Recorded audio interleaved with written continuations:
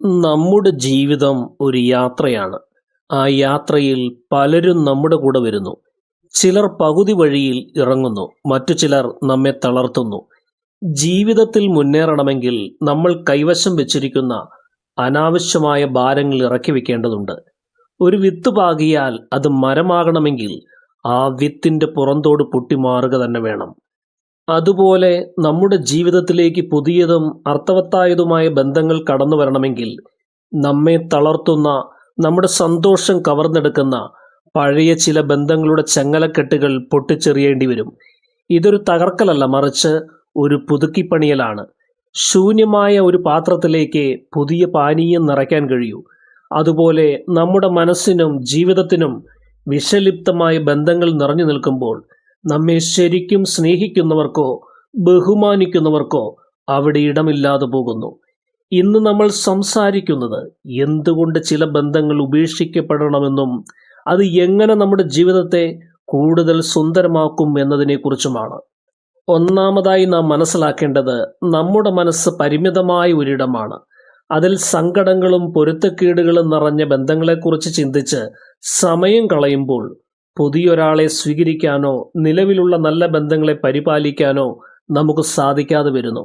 നിങ്ങളെ നിരന്തരം കുറ്റപ്പെടുത്തുന്ന, നിങ്ങളുടെ ആത്മവിശ്വാസം തകർക്കുന്ന ഒരാളുമായി നിങ്ങൾ ബന്ധം തുടരുമ്പോൾ നിങ്ങളുടെ മനസ്സെപ്പോഴും ഒരു ഡിഫെൻസീവ് മോഡിലായിരിക്കും. മറ്റൊരാൾ നൽകുന്ന സ്നേഹം പോലും തിരിച്ചറിയാൻ കഴിയാത്ത വിധം നിങ്ങളുടെ ചിന്തകൾ കലുഷിതമായിരിക്കും. പഴയ മുറിവുകൾ ഉണങ്ങണമെങ്കിൽ ആ മുറിവിൽ വീണ്ടും വീണ്ടും സ്പർശിക്കുന്നത് നിർത്തണം. ദോഷകരമായ ബന്ധങ്ങളിൽ നിന്ന് വിട്ടുനിൽക്കുന്നത് നിങ്ങളുടെ മനസ്സിന് ഒരു ശാന്തത നൽകുന്നു. ആ ശാന്തതയിലാണ് പുതിയ സൗഹൃദങ്ങളും സ്നേഹബന്ധങ്ങളും നാം പെടുന്നത്. നിങ്ങൾ നിങ്ങളെ തന്നെ സ്നേഹിച്ചു തുടങ്ങുന്നതും ആ നിമിഷം മുതലാണ്. രണ്ടാമതായി നാം മനസ്സിലാക്കേണ്ടത്, പലപ്പോഴും നമ്മെ തളർത്തുന്ന ബന്ധങ്ങളിൽ തുടരുന്നത് നമ്മുടെ മൂല്യം നമ്മൾ മറന്നുപോകുന്നത് കൊണ്ടാണ്. എനിക്കിതിലും നല്ലൊരു ബന്ധം കിട്ടില്ല എന്ന ഭയമാണ് നമ്മെ അവിടെ തളച്ചിടുന്നത്. എന്നാൽ അത്തരം ബന്ധങ്ങളിൽ നിന്ന് പുറത്തു കടക്കുമ്പോൾ മാത്രമാണ് നമ്മൾ യഥാർത്ഥത്തിൽ ആരാണെന്നും നമുക്ക് എന്തൊക്കെ അർഹതയുണ്ടെന്നും മനസ്സിലാകുന്നത്. നമ്മുടെ ഇഷ്ടങ്ങൾ, സ്വപ്നങ്ങൾ, കഴിവുകൾ എന്നിവയെല്ലാം ഒരു മോശം ബന്ധത്തിൽ അടിച്ചമർത്തപ്പെട്ടേക്കാം. ആ ബന്ധം വേർപെടുമ്പോൾ ലഭിക്കുന്ന സ്വാതന്ത്ര്യം നിങ്ങളെ പുതിയൊരു വ്യക്തിയാക്കി മാറ്റും. നിങ്ങൾ നിങ്ങളെ ബഹുമാനിച്ചു തുടങ്ങുമ്പോൾ നിങ്ങളെ ബഹുമാനിക്കുന്ന ആളുകൾ സ്വാഭാവികമായും നിങ്ങളുടെ ജീവിതത്തിലേക്ക് ആകർഷിക്കപ്പെടും. സ്വയം സ്നേഹിക്കാത്ത ഒരാൾക്ക് മറ്റൊരാളെ സ്നേഹിക്കാനോ മറ്റൊരാളുടെ സ്നേഹം സ്വീകരിക്കാനോ കഴിയില്ല എന്നതാണ് യാഥാർത്ഥ്യം. മൂന്നാമതായി നാം ശ്രദ്ധിക്കേണ്ട കാര്യം, വിഷലിപ്തമായ ഊർജത്തെ പുറന്തള്ളുക എന്നുള്ളതാണ്. ഓരോ മനുഷ്യനും ഓരോ ഊർജമാണ്. ചില മനുഷ്യർക്കൊപ്പം ഇരിക്കുമ്പോൾ നമുക്ക് വലിയ സന്തോഷവും ഉന്മേഷവും തോന്നും. എന്നാൽ മറ്റു ചിലർ നമ്മുടെ ഊർജം ഊറ്റിയെടുക്കുന്നവരാണ്.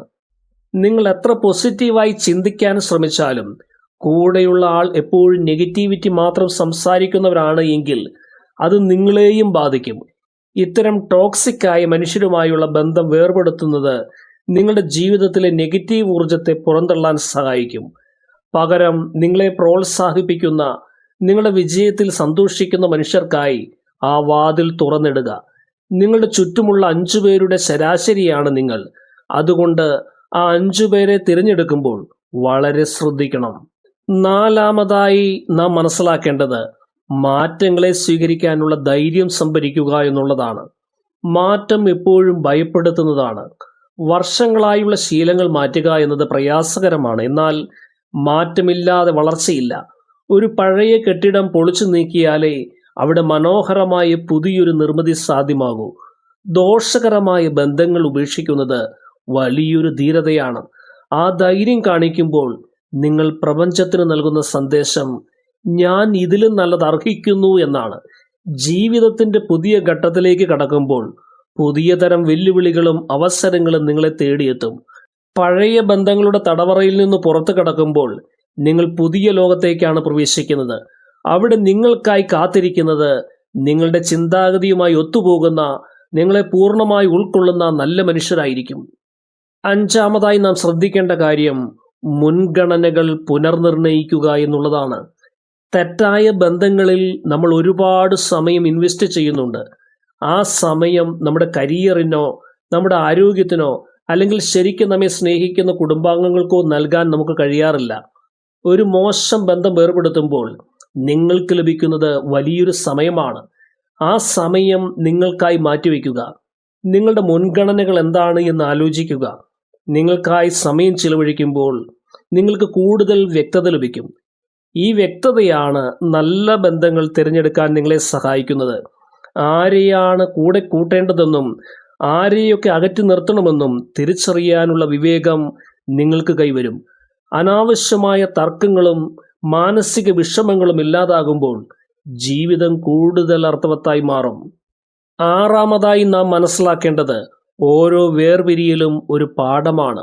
ഒരു ബന്ധം എന്തുകൊണ്ട് പരാജയപ്പെട്ടു എന്ന് ചിന്തിക്കുന്നത് നിങ്ങളെ കൂടുതൽ പക്വതയുള്ളവരാക്കും. നിങ്ങൾ ചെയ്ത തെറ്റുകളും മറ്റേ വ്യക്തിയുടെ സ്വഭാവ രീതികളും വിശകലനം ചെയ്യുന്നത് വഴി ഭാവിയിൽ ഏതു തരം ആളുകളെയാണ് നിങ്ങൾ ജീവിതത്തിലേക്ക് കൂട്ടേണ്ടത് എന്നതിനെക്കുറിച്ച് നിങ്ങൾക്ക് വ്യക്തമായ ധാരണ ലഭിക്കും.